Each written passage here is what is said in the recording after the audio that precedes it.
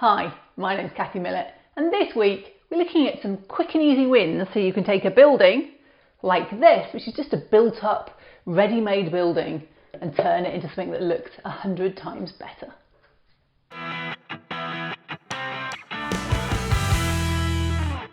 Now we all have buildings that are painted already, or in this one, moulded plastic.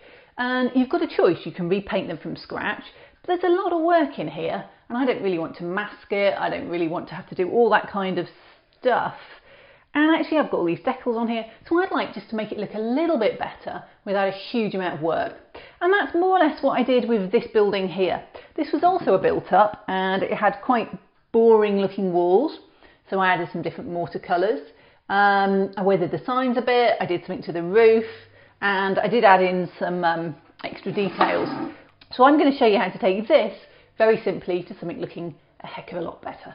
So the first thing we're going to do is look at improving the brickwork, because that's where the bulk of the plasticky look actually is. It's easy enough, it's just a bit shiny, and we can fix that with a matte varnish which we can spray on. But now isn't the best time to do that, because when you come to put on all of the lines for the mortar, we're just going to put some colour in there, then actually the matte varnish makes it move in a funny way. So we want it to be nice and shiny for that. So this is actually in the perfect state. So we're going to add something onto the bricks. Then we're going to deal with weathering some of these other areas like the doors, etc. and the signs. So starting on the back wall, this is easier done with them flat. So if you can turn them round, that's a better way of doing it. And we're going to add a wash.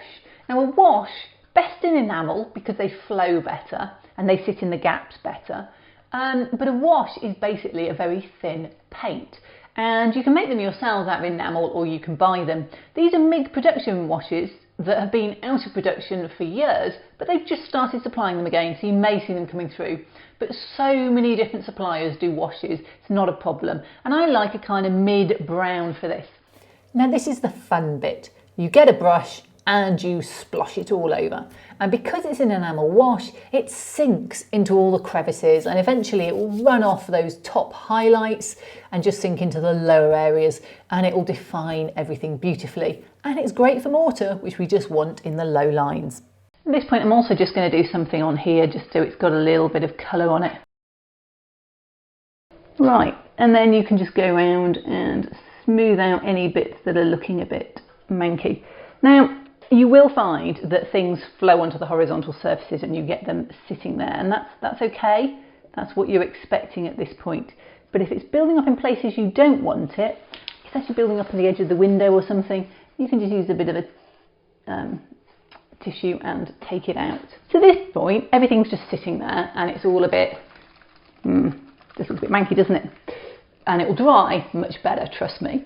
But what we can do in the meanwhile is just add some dark wash, and for this I'm going to use a much smaller brush, and this is just any dark wash, and don't have to shake it too much, we can just add a few little splodges on just so that it will get a little bit of variety, and these will just seep through.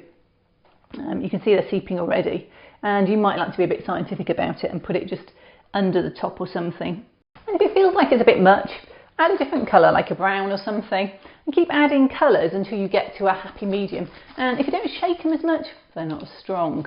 And with the black, a little goes a long way. So I can go over it now with just a little bit of the brown, and it'll just fade back a bit more. And if you don't like it, and think, oh, it's a bit much, go over it again with a neutral wash, but this time don't shake it, and it will all tie together beautifully. The important thing to remember is that these are enamel washes. And if you really don't like what you've done, a little bit of white spirit will take it off. So just give it a good scrub with some white spirit and start again. Practice does make perfect. And actually, sometimes it looks a mess and then you just clean it slightly and it looks amazing. And that's what happened with this building. I let it dry for a bit and then I just went, nah, looks a bit dirty. So I went over it with a brush with white spirit on it and cleaned it off, trying to use it in a vertical direction. So I'd put streaks in that were consistent with the way rain and weathering would work. And when I cleaned enough off and I was much happier, I let it dry and see what it looked like. Now we're going to take the opportunity to put on a wash on these. And for that I'm going to use the dark wash, but my dark wash is quite old, so I haven't shaken it at all because it's quite thick, and if I was to pull it out, it can look a little dark. And boy, does this look a little dark. So actually, you can just go over it with some white spirit in a bit. I find that with these, the windows are not attached to the back, so a lot of the black disappears around the back, so it doesn't look quite as bad when it's had a chance to set. And if you're finding it's getting on your work surface, put it on those paint pots and it just stops it sticking to anything. So while I'm at it, I'm going to add a little bit of dark wash to the roof. Now I don't quite need this much, I'm going to put it in the middle like this. And I haven't really been doing the brickwork up here, which is a bit daft of me, so I'm going to put it on the brickwork and around the top here. Get it all over there. And I haven't stirred this, remember.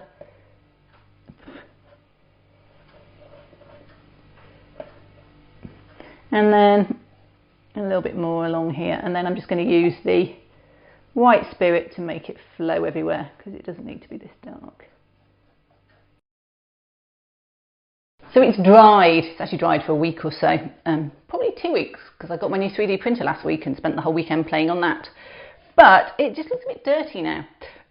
So what I do is I tend to, with a slightly finer brush, get some white spirit, and it's harder to get off now.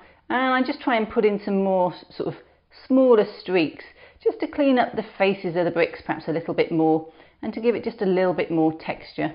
Now, if at this point you're thinking, you've just put all that on and now you're taking it off again, actually sometimes it's easier to paint by putting things on and taking them off than it is to try and get them all to sit properly the first time.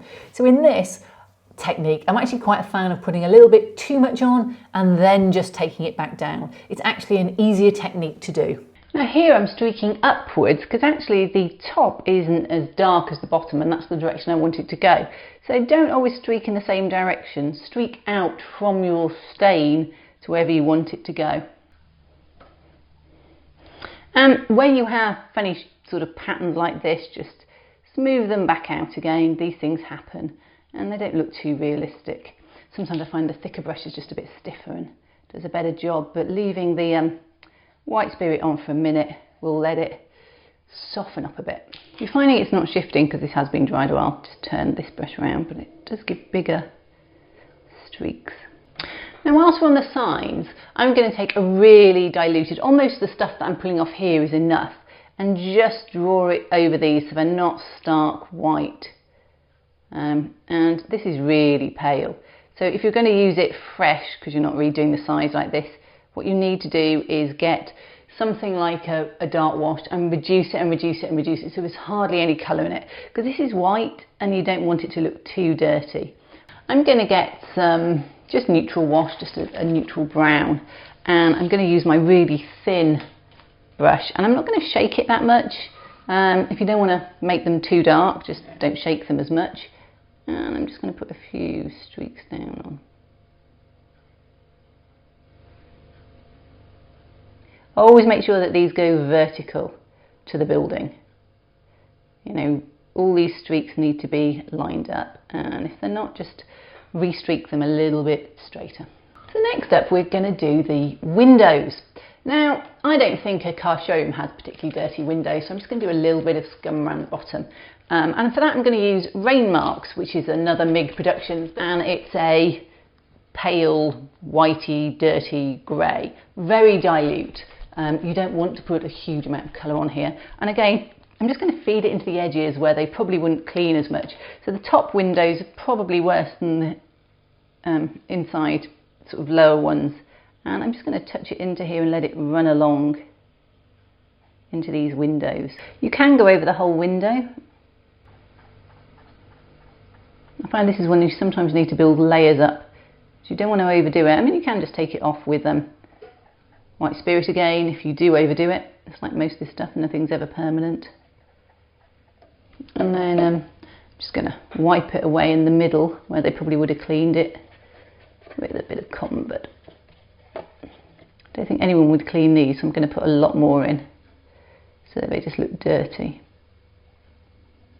And you can see that quite often these sort of weep away, and that's because the plastic and the clear plastic are not joined to each other, so it can just go underneath. And it's worth coming back and looking for shiny spots and putting just a few more dabs on when this is dried. If when you're done you're not happy, consider spraying some dull coat on from the back or something to give a more frosted window. But you still need some dirt on the outside, because otherwise, you know, That's where the dirt actually is quite often, on the outside of the window. I'm really pleased how this came out. I mean, let's face it, it's got a little bit of weathering washes on it, and that's all. And the joy is that it was a ready-made building, so it didn't take me long to get here. I think with hindsight, I probably wouldn't have made the back windows quite as dirty. I did get carried away and do some rain marks off video, and I put rather a lot on, but I'm really pleased. It's a great looking building. It will fit in well with all of my really scratch built, amazing looking buildings, and it will hold its own with them. One of the things that lets me do buildings like this and produce videos showing how I've done them is the support that you give me. So thank you to all my Patreons, and if you're interested in seeing more videos, please do go and check me out on Patreon, Kathy Millett. And other than that, go away, try it yourselves and let me know how it goes.